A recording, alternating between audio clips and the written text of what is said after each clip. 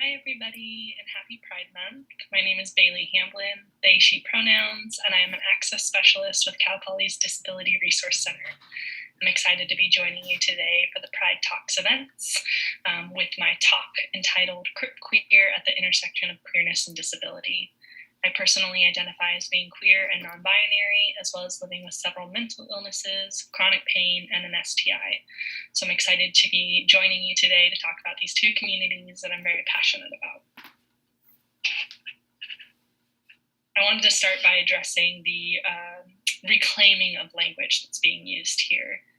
We have seen these conversations along the lines of reclaiming the word queer, and now we're also joining it with the reclaiming of the word crip. Queer, crip, or crip gay is a reclamation of the two of those. It is a term, of course, that not everybody in the disability community is using, but some folks are. It's being used to express pride in having a disability and in being disabled. It's being used to escape and resist pathologized language and to find a language that goes beyond the identity of just a diagnosis. It expresses resiliency and resistance, and it tries to subvert this idea that disability should be hidden for the comfort of non-disabled people. I feel like the term, queer and crip, and of course together, can oftentimes make non-disabled folks a little uncomfortable. And so I think by bringing that to the forefront, we're really hoping to subvert that and say, no, we don't have to hide. We don't have to make you comfortable. Our existence is not here, again, just to make you comfortable. It's used to disempower the term's historical uses as slurs, and it's used also as a term to try to unify disabilities and try to avoid and dismantle a disability hierarchy. It is a radical choice of self-determination, again, that not everybody in the disability community is using, but it can be a really beautiful way to self-identify. I think that existing along the lines and at the intersection of disability and queerness really embodies Gloria Anzaldua's conversations around Nepontlism and Nepantla. I apologize for mispronunciations, but it's the Chicano and Chicana critical theories term for in-betweenness, essentially. I really find that in identifying in both of these communities, and we might find this to be a similar conversation with anybody holding multiple identities, is that you're straddling these worlds, right? You're trying to exist in both simultaneously, but also feeling like you might portray and present yourself differently when you're in different spheres and within different communities. I, of course, wanted to acknowledge that there is inaccessibility and ableism within queer and trans spaces and communities, just as there is queerphobia and cissexism in disability spaces and community. Some examples of those inaccessibility and ableism might just be, the physical inaccessibility of spaces and events and activities within Pride months and Pride marches and traditionally queer spaces. Also thinking about once you're in those spaces, how are you being received and perceived as a person with a disability? I think historically, and this continues today, there is a standard of beauty within the queer community that is oftentimes racist and ableist. Things are labeled as preferences when they're really just those forms of prejudices kind of coming to light. I think oftentimes disabled bodies don't meet that standard of beauty, so we should really be looking at dismantling that. Other examples of inaccessibility might be that disabled folks are fetishized or infantilized, and oftentimes sexuality as well can be seen solely as a symptom of somebody's disability.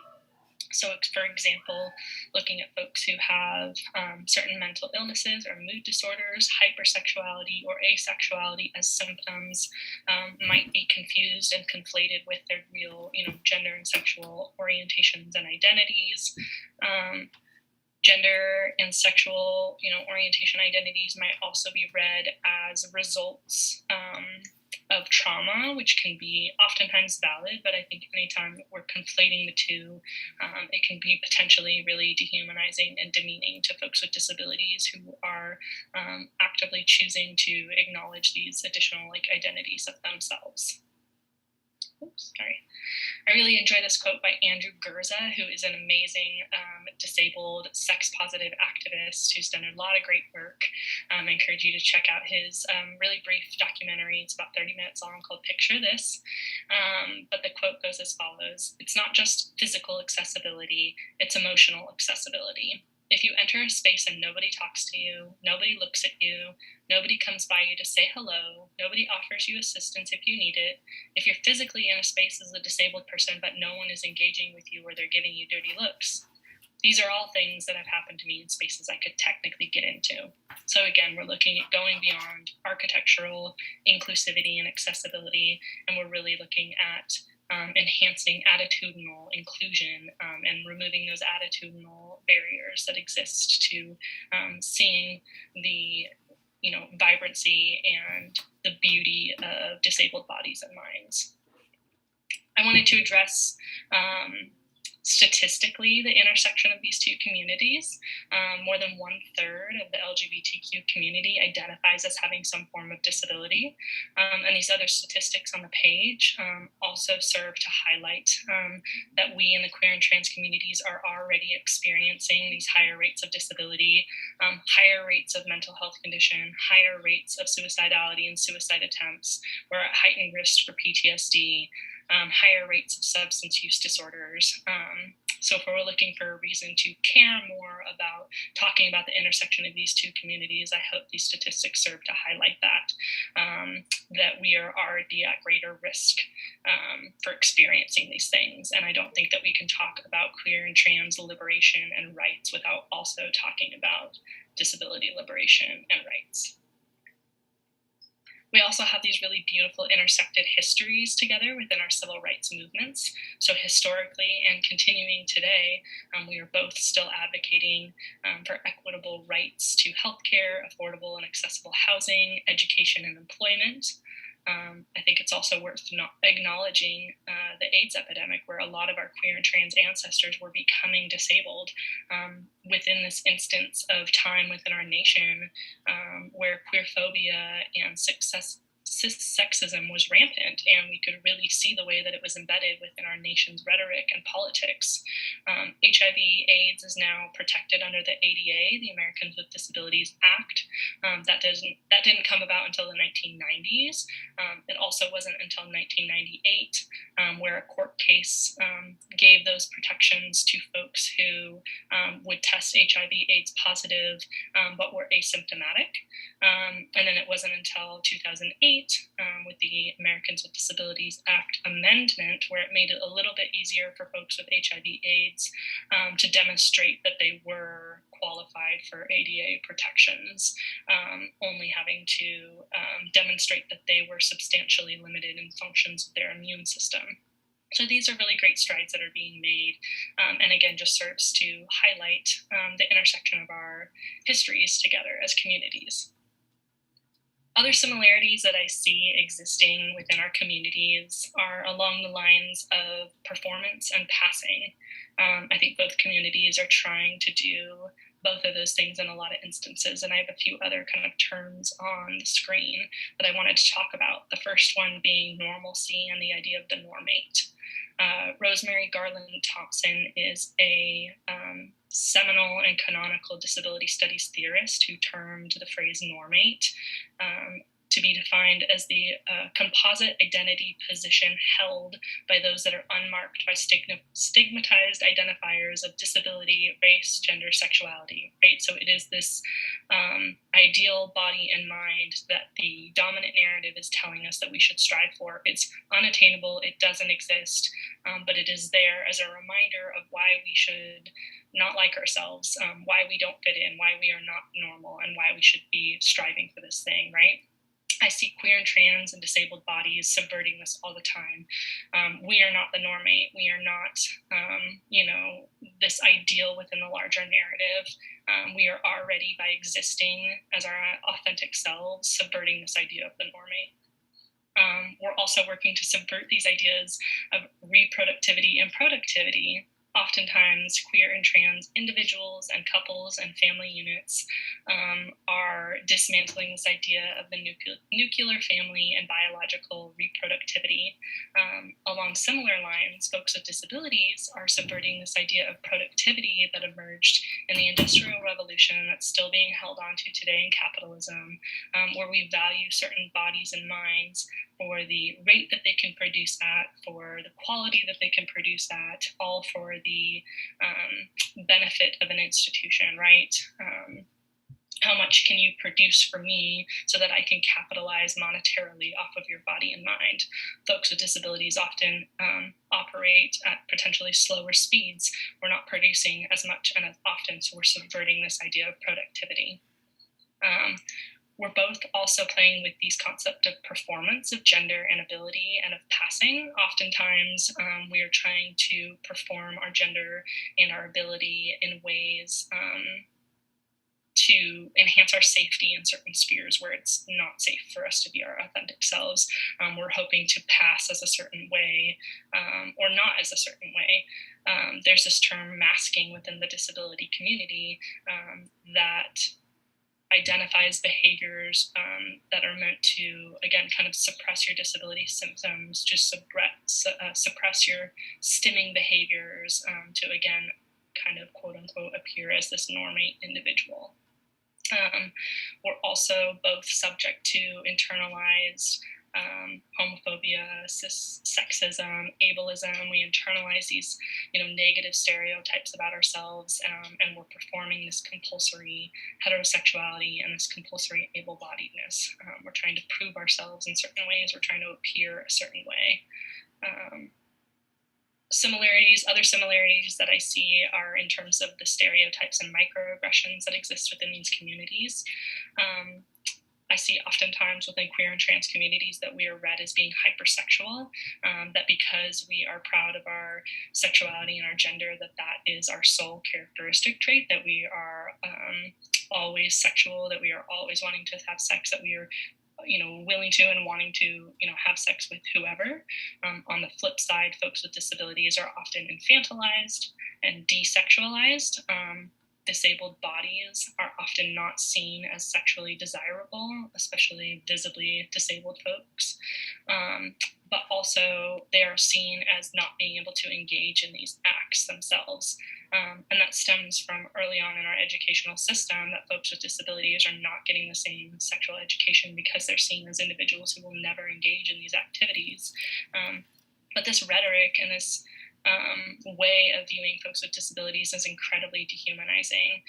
We're essentially saying that we don't think that disabled people are human enough to engage in this activity that's fundamental to humanity. I also see similarities in that oftentimes there are these conversations around our identities being solely for attention. So identifying a certain way solely for the attention of others. We're also at risk of not being believed by others when we choose to identify certain ways.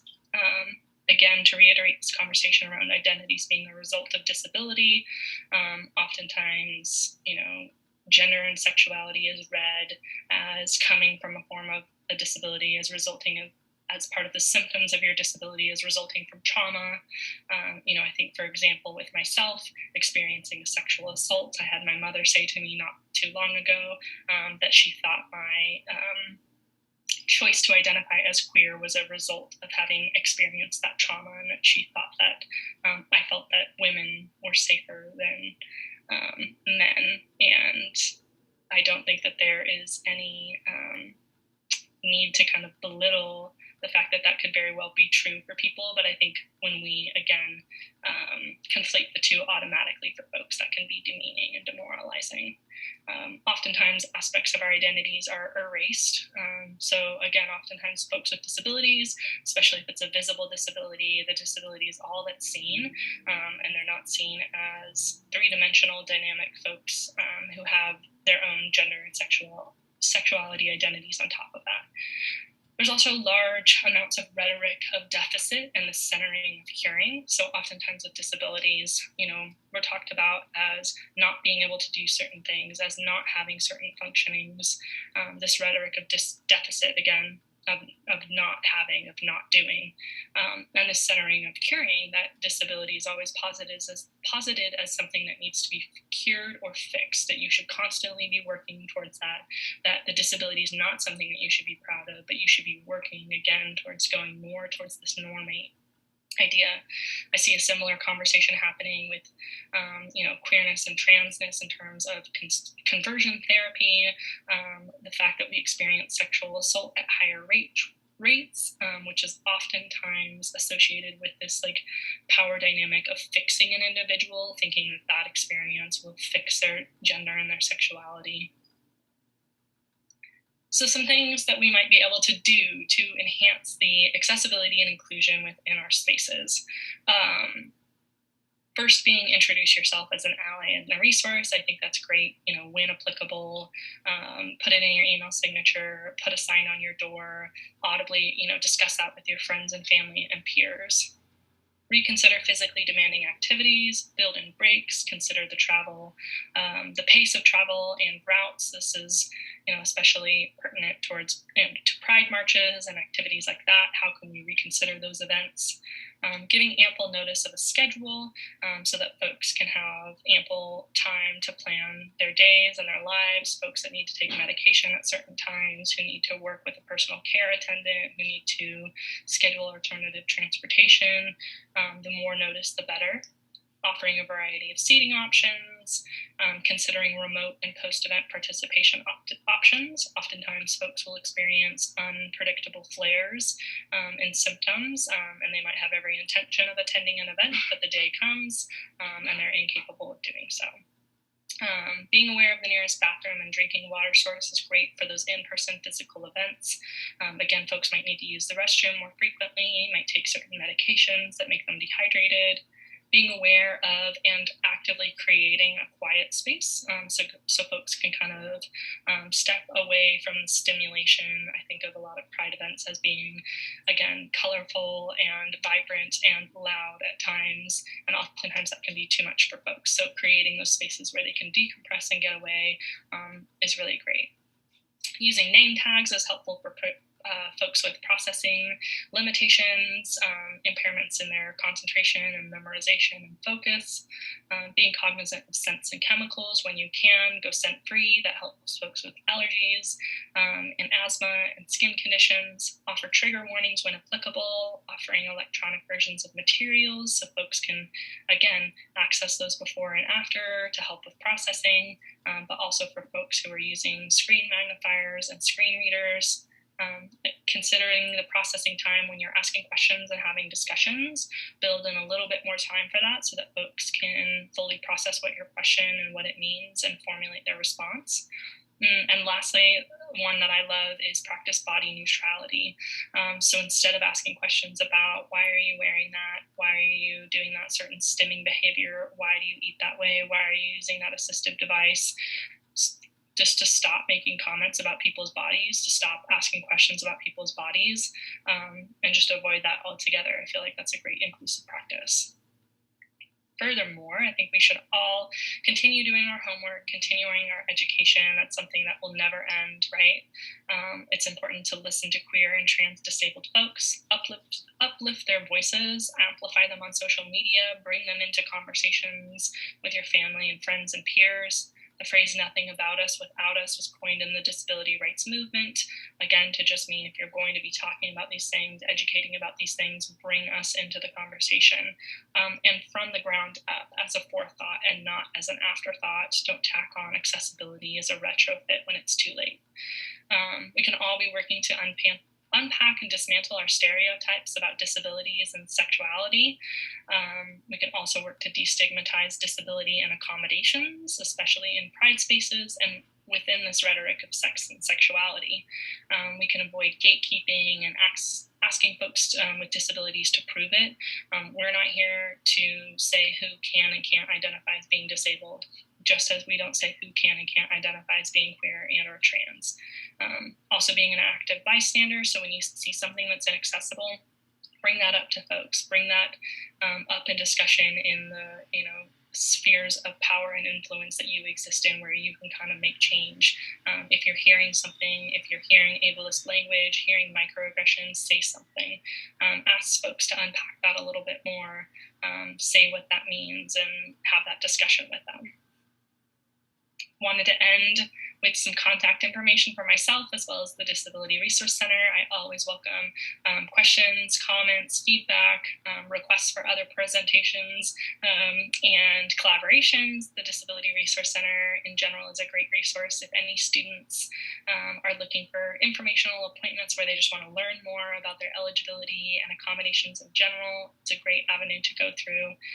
And lastly, the link there that's at the bottom is a bit.ly link that /Finnies5 is a communal resource guide we've all been putting together at the Disability Resource Center for continuing your education within disability studies and disability rights. I've also included some information in there about the intersection of disability and queer and transness, including some great books, documentaries, and podcasts. So we hope that you check that out. Continue your education. I've really enjoyed sharing this content with you here today, and I hope that it continues into conversations within your personal life, again, with your family and friends and peers. I encourage you to reach out and collaborate when you want to. Have a great rest of your Pride Month, and I hope to see you all around.